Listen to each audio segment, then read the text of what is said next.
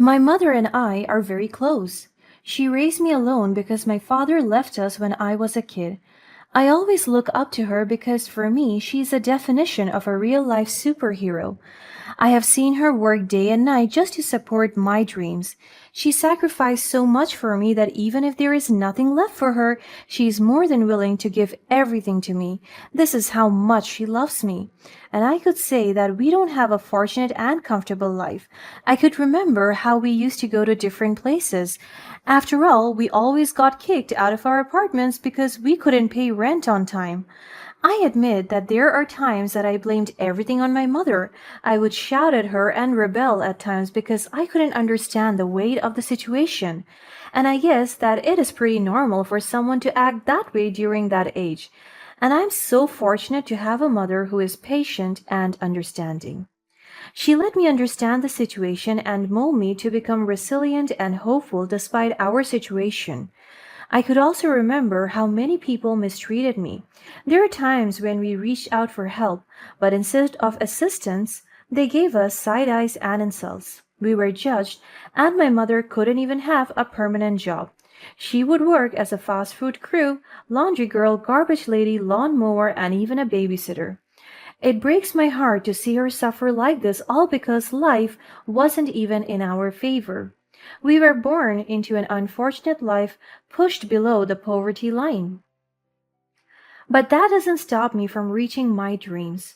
To dream of a better life for me and my mother. So my mother and I worked hard to get me enrolled in a prestigious school, and because I was witty and pretty smart, I got accepted into the university through a scholarship program. I was able to enter a university that provided a quality education. I worked hard to earn my degree and graduate with flying colors, because in this way I can make my mother proud and it can bring us out of poverty. I believe that education was the gate that opened me to so many opportunities and possibilities. As soon as I finished college, I made a mark in the university as one of the best students, and they hired me to become an instructor. I was fortunate to have an instant career opportunity right after college. I teach history at my university, and just less than a year, I was given a promotion. I was able to set my foot high in the field of academia. I was known for my methods of teaching and even for my research studies. Through this, I was able to give my mother our very own house, and that made her happy. And for me, that was the most precious thing I did for her. On top of that, I met the love of my life when I was teaching at the university. I met John, my husband and co-teacher. We dated for almost 2 years until we decided to get married. We were deeply in love with each other, and while I was enjoying my married life, I didn't forget to spoil my mother with all the things she deserves as well. I took her on many travels and let her experience the things we weren't able to experience when I was young. My love for her runs deep. And by the time John and I were able to build a family of three, it is where everything went downhill. I thought I had everything: a loving family, my mother, my own house, car, career, and business. It was one fine morning, and I was out for a lecture at the university when our maid, Tara, contacted me. It feels like my life jumped out of my grasp when she called me and told me the most devastating news. Hello? Yes, Tara, what is it? I'm so sorry to call you this urgent, ma'am, but your mother collapsed and went unconscious. I already called the ambulance and they're on their way. I almost dropped my phone. My heart was beating so fast. My mind floats. I can't afford to lose my mother this early. I hung up and immediately dismissed my class. I hurriedly went to the hospital, and there I saw my mother being rushed to the operating room. I started to panic while staring at my mother being surrounded by doctors. But good thing my husband was with me. He kept me calm and headstrong. But I was so confused as to why he was here earlier than me and why he didn't call me if he was just at home. And I was also so shocked that he and Tara came here together. And that scenario raises an eyebrow. However, it was not the right time to question him about it. I just want to focus my attention and concern on my mother, who is in critical condition. After 4 hours, the doctor came out and talked to me immediately. Her condition is now stable. I let out the deepest sigh. It feels like all the nervousness went out of my system. Thank God. My mother is now safe. Thank you so much, doctor. I owe you my mother's life. However, the sorrow on the doctor's face is also quite evident, and it made me feel panicked once again. What's wrong, doctor? Is there something I should know? I could feel my husband's hands wrapping around my shoulders, giving me comfort. The doctor shook his head, and it made me feel nervous even more. I don't want to hear bad news, but by the looks of it, I think it's worse than that. Your mother is suffering from a brain tumor. The corrupted cells have been there all along, and a pressure or a fatal injury triggered it. What happened to her before she collapsed? I couldn't breathe because of the diagnosis that the doctor told me. My mother has a tumor? No way, and a fatal injury? I looked at Tara. I'm waiting for her to answer because she's the last person that is with my mother. And she noticed me staring at her, so a slight panic was seen on her face. Then she answered to the doctor's question nervously. She just collapsed. I immediately responded to her, and by the time I got to her spot, she was already laying on the ground unconscious. The doctor nodded, forming a conclusion in their mind. I see. It must have been the fall that triggered it, but we will see to it. We will run tests and examine her condition. For now, she's stable, and let us hope it will stay that way for a fast recovery. The doctor patted my shoulders. Be strong, ma'am. After that, he left us. I feel like my whole world collapsed in front of me. Just as I was achieving my dreams, it also became the time when my mother was suffering from a deadly disease. The months went by, and I focused myself between work and taking care of my mother. I would admit that I didn't have time for my family, especially for my husband, but I was thankful that Tara is with us. She helps us with the household chores and everything. After several therapies and medical sessions, the doctor said that my mother gave no signs of recovery. It seems like her body has already given up on the illness. I broke down every night just by the thought that my mother would be gone anytime soon. I don't want to live in this world without her. I am yet to let her live the life that she truly deserves. But if it's her body that gives up, then there is nothing that I can do. So I asked the doctor if I could take her home and continue her medication there, because if her days are already numbered, then I want to spend it with her in the house that I built for us. Also, as her daughter, I took it upon myself to ensure she received the care and comfort she deserved. So I decided to let her stay at home surrounded by familiar faces and the warmth of our family. And the doctor agreed. My mother has her nurse and caregiver, and the doctor would regularly visit the house to check up on her. Despite the pain of her leaving me building up, I never imagined that my life would take such a devastating turn even more. Because as I focused on my mother's well-being, I couldn't ignore the growing suspicion that something was amiss within the walls of our home. My husband John, the person I had once trusted wholeheartedly, had been acting strangely. He seemed distant and preoccupied, often disappearing for hours without explanation. It was as if he was hiding something from me. He's supposed to be the one that was helping me during this tough time, but he is always absent and nearly inconsistent. In short, he changed. He's not the one he used to be anymore, and I'm pretty sure this is all because someone else is in his life. As the days passed, my concerns deepened, and I couldn't shake off the nagging feeling that my husband was having an affair. The signs were subtle at first, an occasional secretive phone call, a hushed conversation whenever I entered the room. Every time I ask him to take care of my mother, he refuses. If I talk about concerns about the household, he doesn't look interested, and he doesn't even talk to me with sense anymore. But the doubts began to consume me, fueling my already heightened emotions amidst my mother's deteriorating health. It feels like my past has been haunting me. The feeling of misfortune and negativities have filled my life once again, the same things I felt during my childhood. But I maintain headstrong. I wanted my mother to see me calm and collected. I have to be strong for her. So despite all the possibilities that my husband is cheating, I disregarded all of it and just focused on my mother and her well-being. I decided to take a leave from the university to dedicate all my time and effort to my mother. Aside from that, I also want to play my role as a wife and mother. I spent most of my days taking care of my mother and running errands, and every time I went out, I would leave a camera on standby to record little moments of my mother, so that when she left this world, I have something to reminisce about.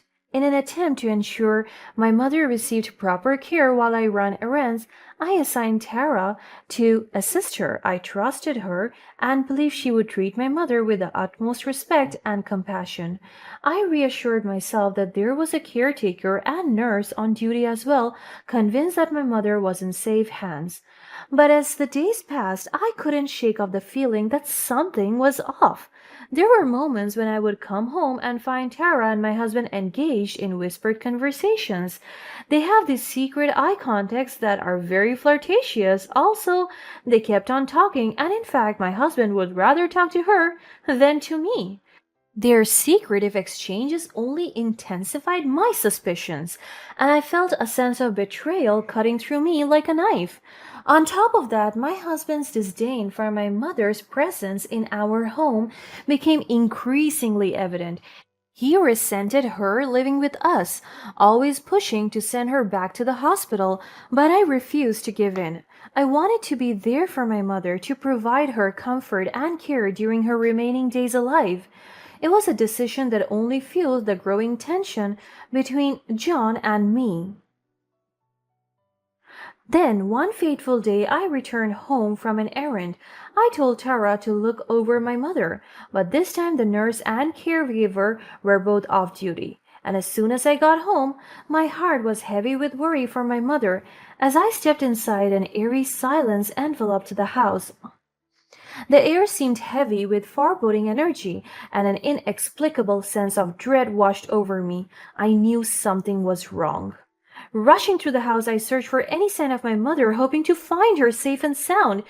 But when I reached her room, I was met with a sight that shattered my world.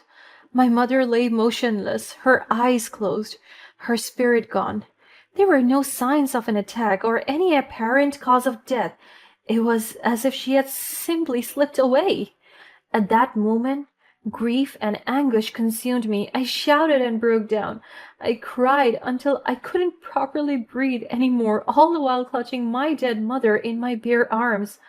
I cradled my mother's lifeless body, feeling a deep sense of loss that threatened to suffocate me. But beneath the crushing weight of sorrow, a fierce determination ignited within me. I knew deep within my soul that my mother hadn't died naturally. She had been taken from me, stolen by an unforgivable act. In short, she was murdered.